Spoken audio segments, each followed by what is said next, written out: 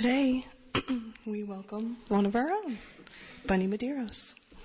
Bunny has lived in this area for going on 32 years, and she has been a member of our church community for 23. We met Bunny 13 years ago, Michael and I, when we moved into the house next to her beautiful purple house in Damascus. So she was a wonderful neighbor and has been a good friend to us over the years. Bunny says that everything we might want to know or never cared to know about her is written in her book. There we can learn about the places she has lived and why she chose to dig roots here. And she speaks with us this morning about the importance of sharing our stories and what motivated her to reveal her own. Welcome, Bunny.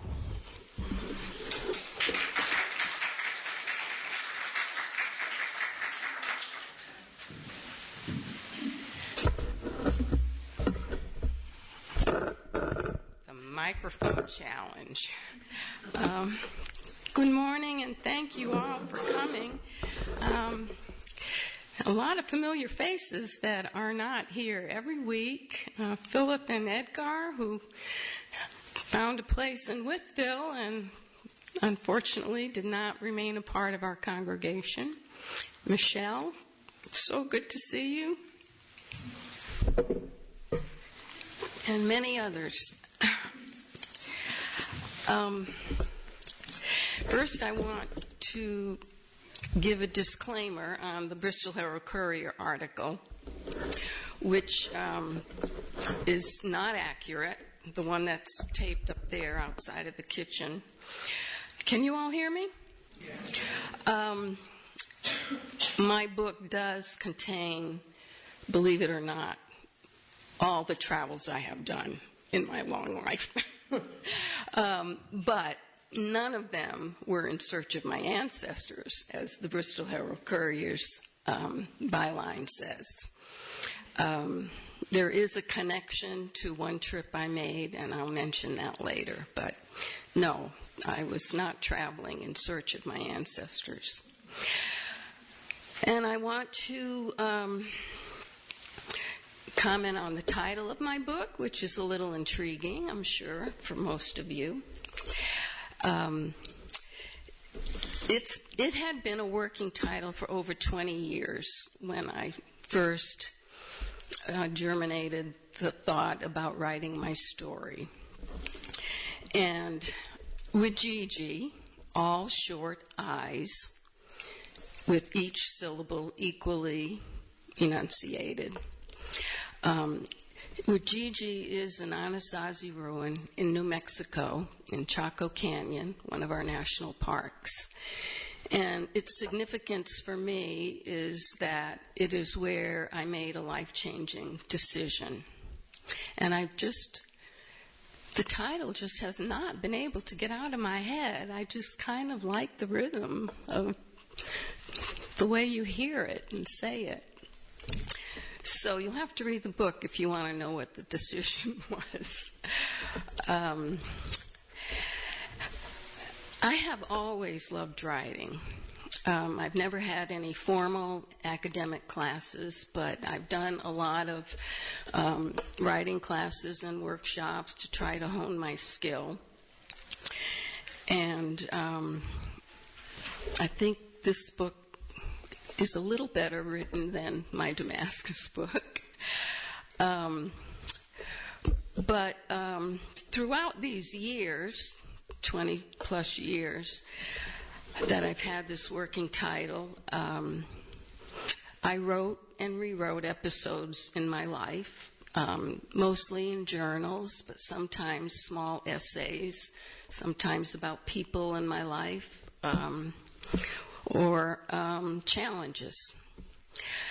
It was a way of processing, bringing clarity to my life experiences, and building on the idea of actually writing my life story started to take fruit.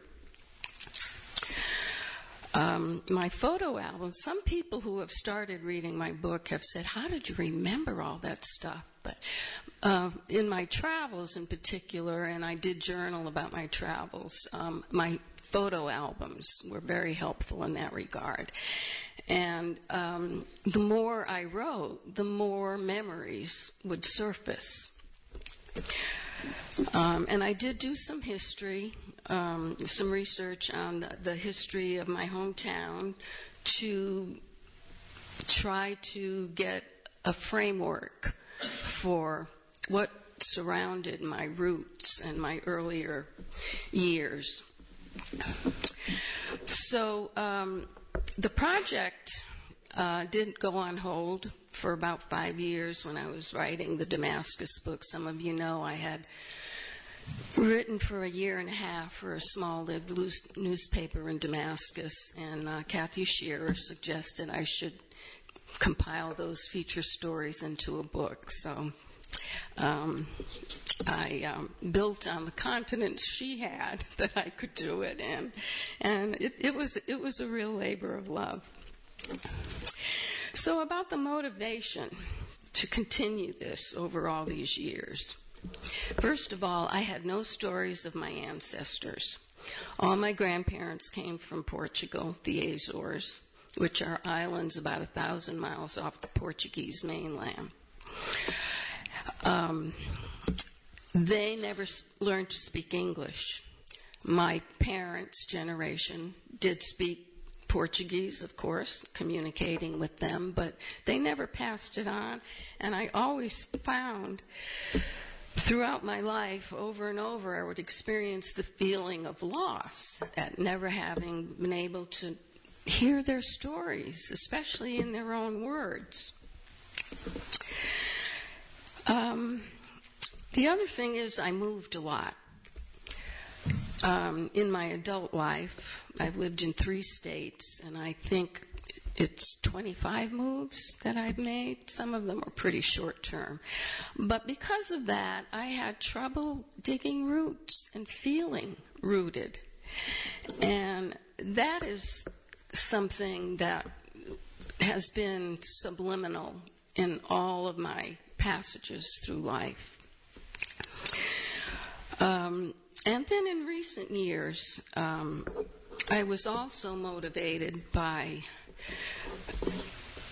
looking back at a time in my life, after reaching my mid-60s and 70s. It's sort of a time of reevaluation, and I just had been looking back a lot on what the journey had been. So there are 4 major themes in the book. 1, Portuguese immigration and the history of my hometown and its legacy from my youth. Number 2 is loneliness and loss. Number 3, moving forward from life interruptions, which we all have. And number 4, appreciating my original roots and digging new ones in adulthood. Pam Phillips' talk a couple of weeks ago was a good lead-in for what I'm presenting today, which is the continuing story of my journey. It's not over, even though I finished the book. And in the book, I share the questions that she brought up a couple of weeks ago. Questions about belonging, fitting in, finding a voice, and the question of whose am I that she so eloquently discussed with us. It was during the process of writing the book that I recognized loneliness is something I have been dealing with. And during that process, things come to me serendipitously. And one of them was a book I found at the library, just simply called Lonely by a woman named Emily White. And it was very revealing. In this book, she, at the beginning, she gives a UCLA loneliness scale. And I took it, and I was amazed. I exceeded the beginning of the loneliness level. And another book that was very revealing to me is Susan Cain's book, Quiet, which discusses the introversion-extroversion spectrum. And I learned from this book how much a part of my personality is introverted. Because most people who know me, because I'm a very social human being, would not see me that way, I don't believe. But there is a difference. It's not the same being social and being extroverted. And it's not the same being lonely and being social. So I go into that a little in the book. So my story speaks to the need to feel connected, not just to our families and friends, but to the communities where we choose to live and the smaller communities within them. I'm going to go into the book here and read from the first section just to give you a sort of idea of how I was launched into this world. The first part is called Down Below the Hill, which was the way my Portuguese neighborhood was labeled. And the subsection here is Landscape is Story. Their dense mass, sometimes rising 5 stories or higher, might cover the space of a full city block. These massive monoliths in my hometown were largely built in the early 1900s, almost half a century before I was born. The structures still dominate panoramic views of Fall River, Massachusetts, as the city's hills rise from the Taunton River and Mount Hope Bay. The city's foundation of Precambrian bedrock, an igneous geologic formation that includes granite, gave the natural resource that led to erecting the cotton mills, which became its legacy. Fall River's original cotton mills from the previous century had many native-born American workers, descendants of early English and French settlers. By the 1890s, when Fall River was the 3rd largest city in Massachusetts and the state's most important textile center, the men and women who labored in them were nearly all immigrants: Irish Catholics, French Canadians, and Portuguese. They lived in distinct geographic neighborhoods, the newly arrived settling closest to the water and the mills. It was in 1906, at age 17, that my maternal grandmother, Silvana, joined thousands of others who boarded steamships from Portugal's Azorian Islands, all in search of a more prosperous life during the Industrial Revolution. Chaperoned by an uncle and his wife, Silvana disembarked in Boston, traveled 50 miles south to Fall River, and settled in the developing Portuguese community, a neighborhood that had come to be called Down Below the Hill. Silvana would work and save money to send for her parents and younger sister. She wed 4 years later to a man who had arrived several years earlier and was delivering the family groceries. 8 of their 9 children reached adulthood as first-generation Americans.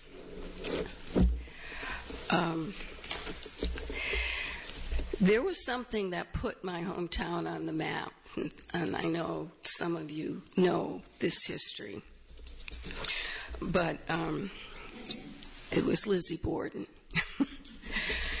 The public library building, which was my favorite place to go, was classic in structure and looked like it had been there forever.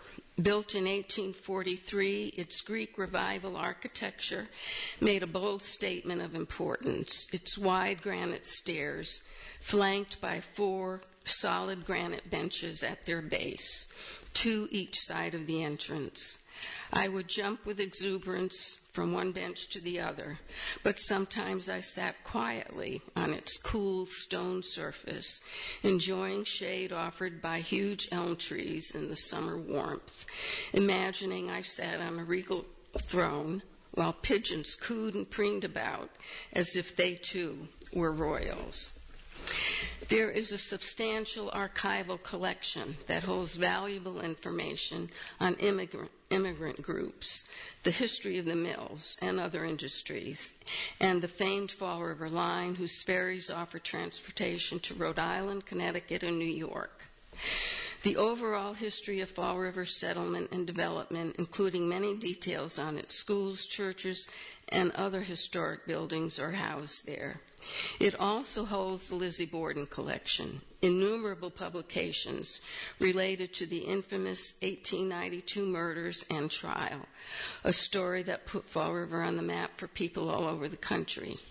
I grew up reciting the well-known ditty, Lizzie Borden took an axe, gave her mother 40 whacks. When she saw what she had done, she gave her father 41.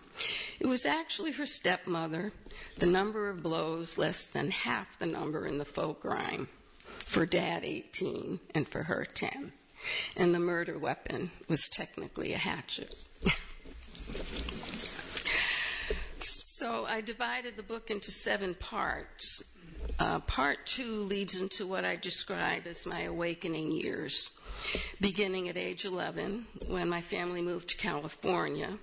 And in a previous presentation here at the church, I described that particular section of the book, California Bound, because it was such an awakening experience for me. We stayed there 3 years and then moved back east, and I began high school and then went to nursing school. I write how I plotted my educational course and how much later in life I figured out how the social consciousness of Fall River influenced how that came about. So I'm going to do another reading here. Let's see.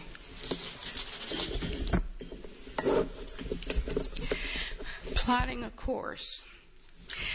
Guidance counseling at my high school was lacking in support, encouragement, and forward thinking, at least for someone like me who had not ever heard the word college at home. My years at Durfee High School could have gotten off to a better start. Choosing a curriculum of study at the outset of my freshman year was done more by default than intention. In an assembly attended by several hundred students, we were given forms and told to select one of 2 tracks, college prep or general. Without a college career on the horizon, I had unidentified goals on my radar. I was being directed in a rather cavalier fashion to establish a foundation for my future. It did not take long to suspect ethnic origin and economic class might influence this educational system. Like college prep, let's see. Let me go here. Page. Okay.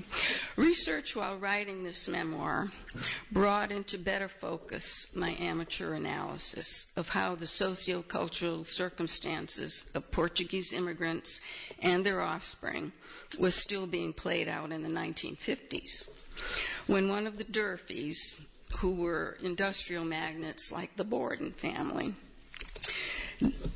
the Durfees endowed the building of my high school in the 1880s in honor of a son who met an untimely death. The intention had never been that the children and grandchildren of mill-working immigrants would become students there. But this was a public institution, and every citizen had a right to an education within its walls.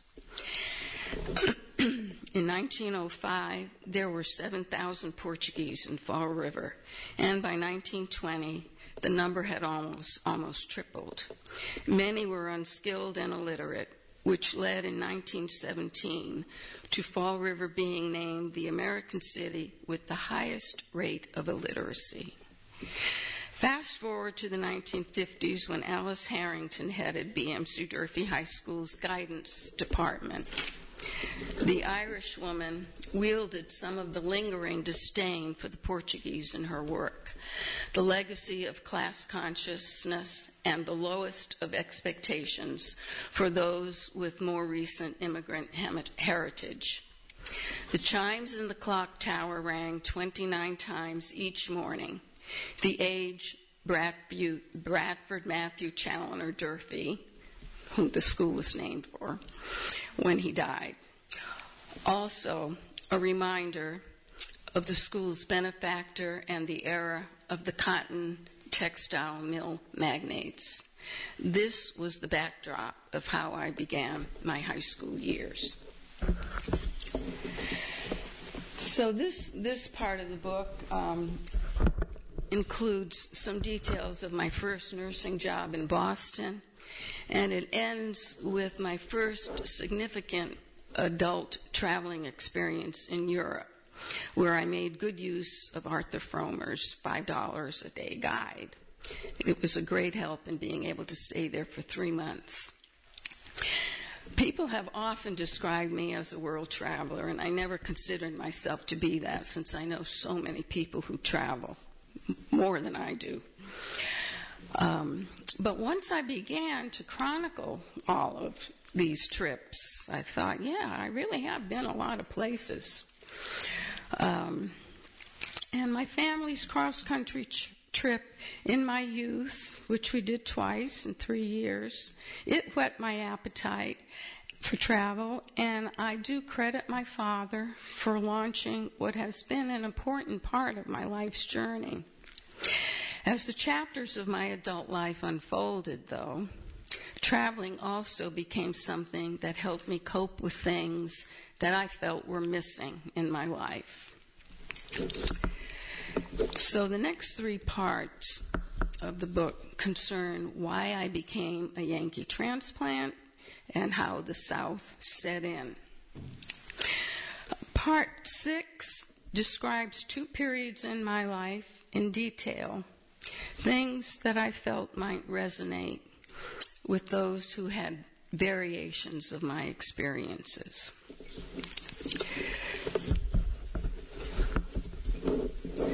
So I call this part Life Interrupted.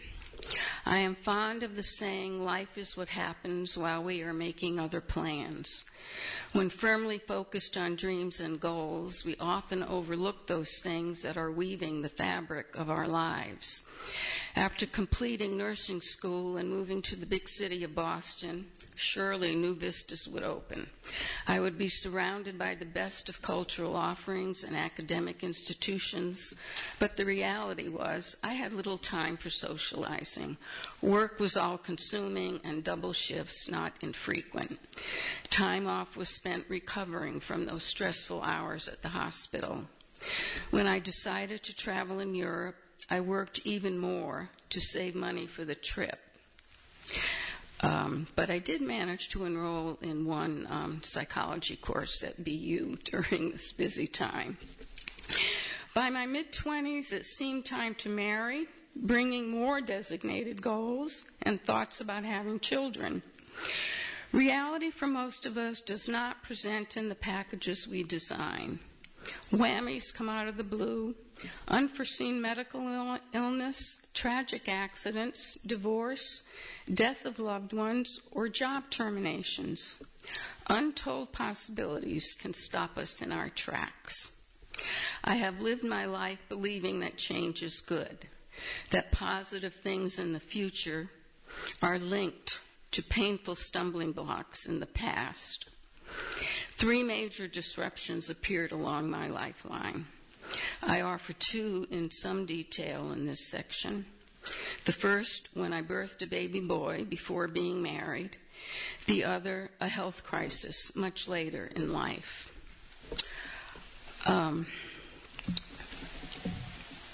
I speak briefly of divorce, and then I share how I've been on both sides of the adoption triangle.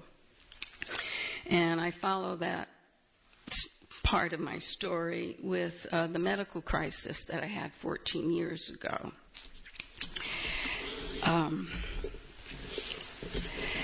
And that was a very significant turning point in my life. Many of you here were part of my huge, huge support system. And my own belief is that my recovery was largely because of all the prayers and thoughts and support that I was offered. And during that time,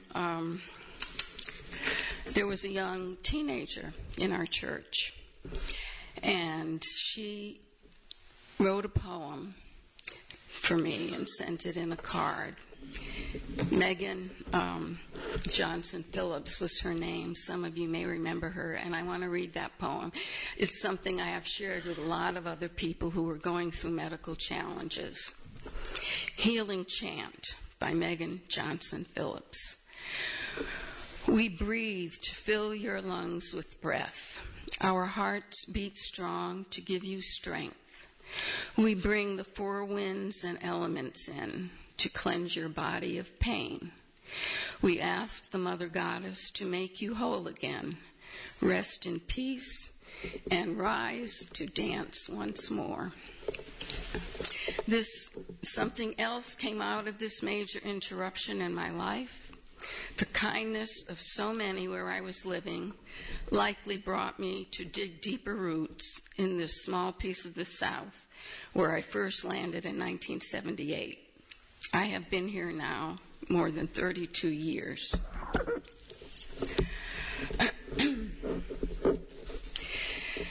So in the last part, I go on to address loneliness in more depth.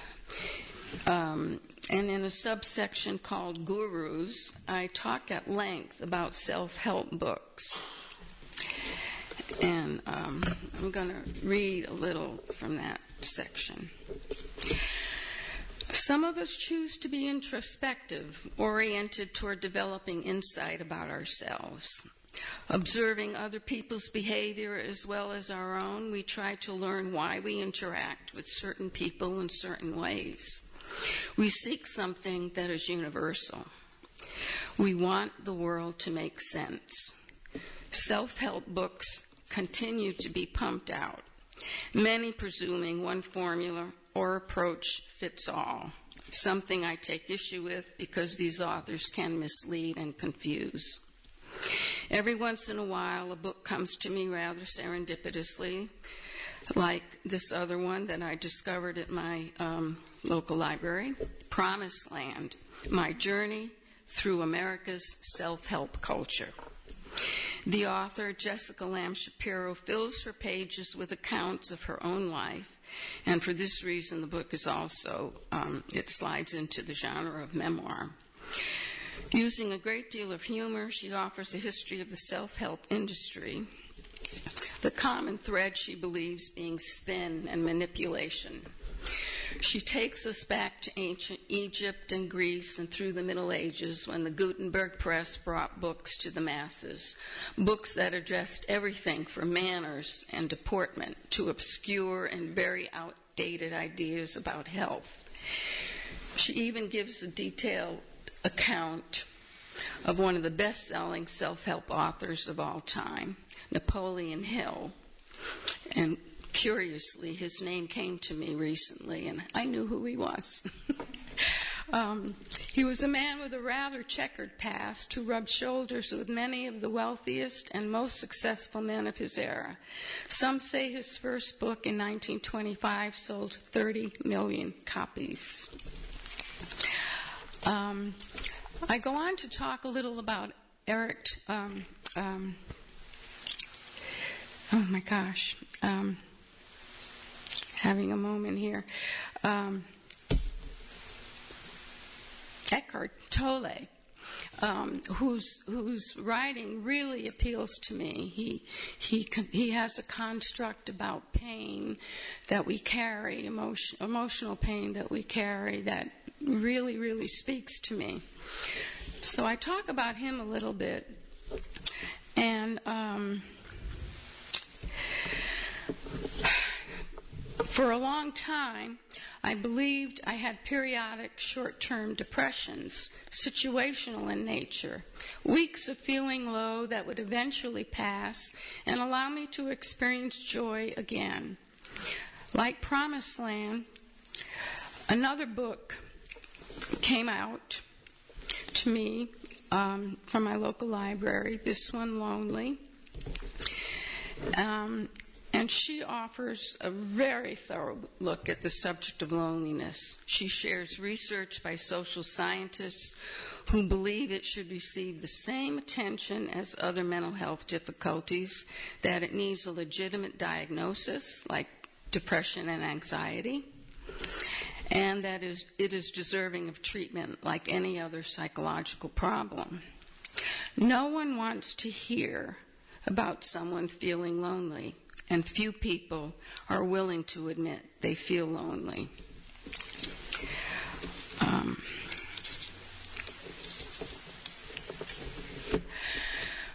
We all have a learning curve, and mine is still curving. Letting go of what is and what is not in our control is an important step.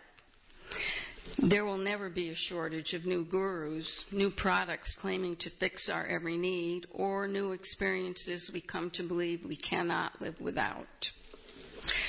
We are wired to feel connected, to feel we belong. If we feel lonely, isolation is not the answer. Neither is drowning in social networking the way to deal with loneliness. I don't believe we can know someone or have others know us unless we learn each other's stories. Technological sharing is not the same as looking into each other's eyes to comfort sadness, to see a smile, feel laughter, or even to properly applaud something well done. We need human touch to be sustained in a world where people can unintentionally be dismissive.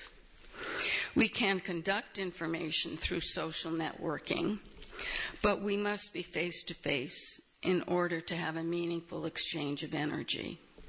Finding companions and colleagues, holding closely to our special friendships, sharing together things that bring joy, offer hope, and above all, demonstrate we are cared for deeply, are what we seek on each of our journeys.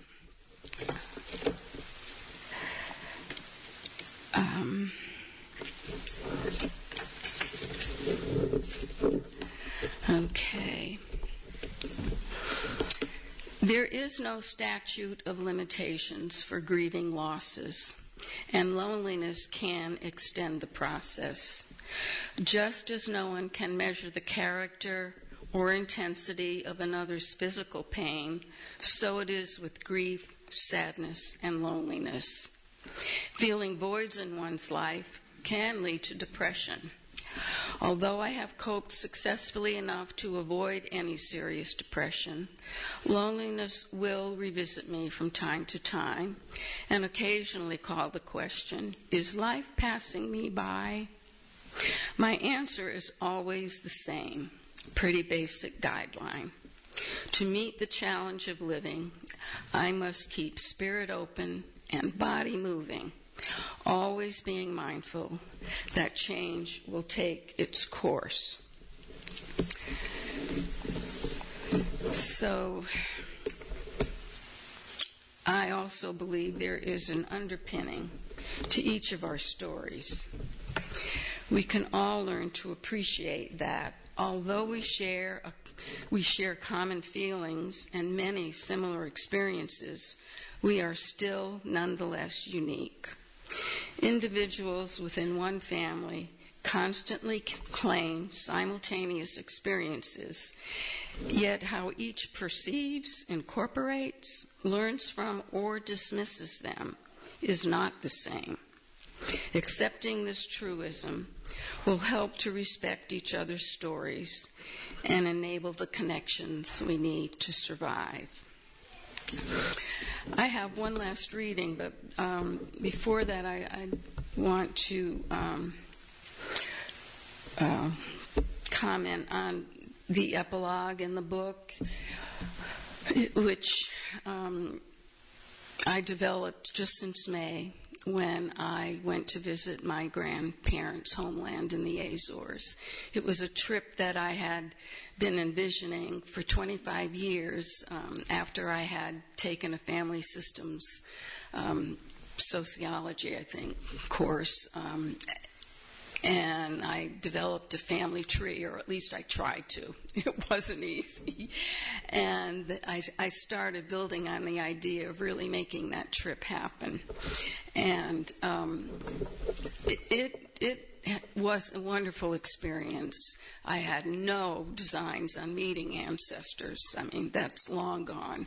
But I did hope, and I think I did locate the villages, which they call parishes, where my grandparents may have lived. And I learned a lot about their life there. So I came back feeling more whole and more motivated to wrap up my story, which I was having a lot of trouble stopping.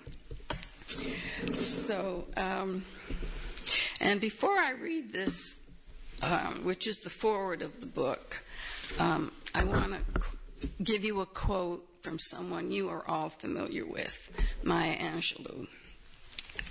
There is no greater agony than bearing an untold story inside you. So, I have loved to write for a long time. In later years, it became an important way to clarify my feelings. It offers a healthy perspective about things evolving in my life and helps me gain insight about my interactions with individuals and within groups. I gain better focus on what I want to let go of or pursue more diligently, and putting pen to paper can point me to a resolution with something presenting a challenge. Natalie Goldberg, who has been prolific with books on writing, puts it this way: I write because I am alone and move through the world alone. No one will know what has passed through me. I write because these are stories that people have forgotten to tell, because I am a woman trying to stand up in life. I write out of hurt and how to make hurt okay, how to make myself strong and come home, and it may be the only real home I'll ever have. Writing Down the Bones, Natalie's first book, which was used in the first writing class I took, she's been robust in encouraging people like me to continue putting thoughts, words, and creativity on the page. Writers, she believes, end up writing about their obsessions, things that haunt them, things they can't forget, stories they carry in their bodies waiting to be released. I don't know if this is what I have done here. My story is not filled with drama or celebrity, but getting it out of my head and where it is lodged in my tissue has brought confidence in believing it is a story worth sharing. Writing itself has become part of my journey. And I didn't mention earlier that, at least I don't think I did, a big part of the motivation in following through on writing my story was for my daughter. My daughter is adopted, and she has no stories from her biological heritage. And I thought it was even more important that she have my stories.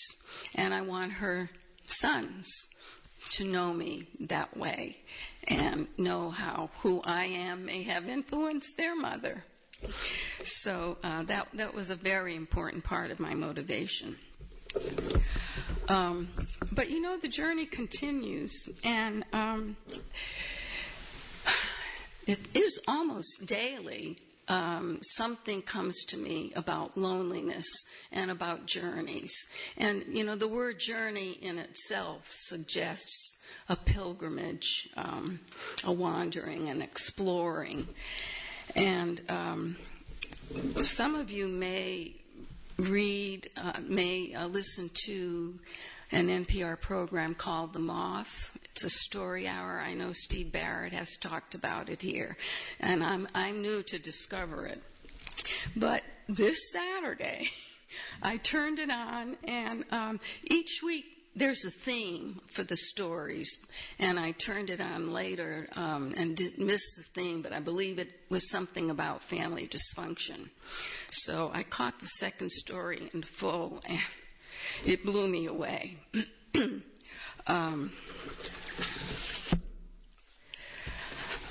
The woman's voice was calm and soothing, but her story was shocking. It involved seeing her father shoot and kill himself. In the end, she found healing by summoning the courage to share her story in a very public way. Following which, she became the inspiration for many, many people to find enough light to lead themselves out of their own darkness. The woman sharing her story on the radio had been so traumatized by what her father did and how she had blamed herself for what happened, she did not speak for 5 years. These were the final words of what she shared on the radio broadcast. We tell our stories because they say